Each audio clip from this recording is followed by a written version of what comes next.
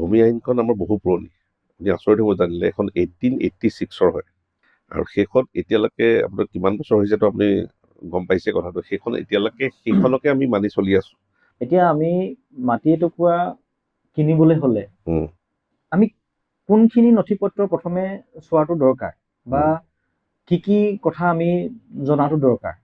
মাটিডোখৰত এটুকুৰা ভূমি যেতিয়া আপুনি চাব, তাত প্ৰথম কথাটো আহিব জমাবন্দী কপি। তাত যাতে যিজন মানুহৰ পৰা আপুনি মাটি কিনিব গৈছে তেওঁৰ নামটো তাত ৰিফ্লেক্ট হৈ থাকিব লাগিব, নামটো। এডিশ্যনেলি তেওঁৰ নামটো কমেণ্ট ছেকশ্যন, জমাবন্দীত 2টা ছেকশ্যন থাকে, এটা নেম ছেকশ্যন, এটা কমেণ্ট ছেকশ্যন। সেইটো প্ৰথম চাব লাগিব, নাম্বাৰ 1। 2 নম্বৰ এটা চোৱা হয় খাজানা পে'মেণ্টটো, খাজানা আপডেট হৈ আছে নাই।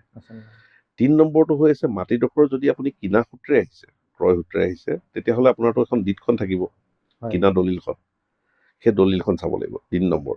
আৰু 4 নম্বৰ যদি সেই মাটিখিনি যদি কিবা মেপ আছিলে, আগৰ যদি কিবা ছাৰ্ভে মেপ হওক বা কিবা ট্ৰেছ মেপ হওক মণ্ডলে বনোৱা, সেইখিনি চাব লাগিব।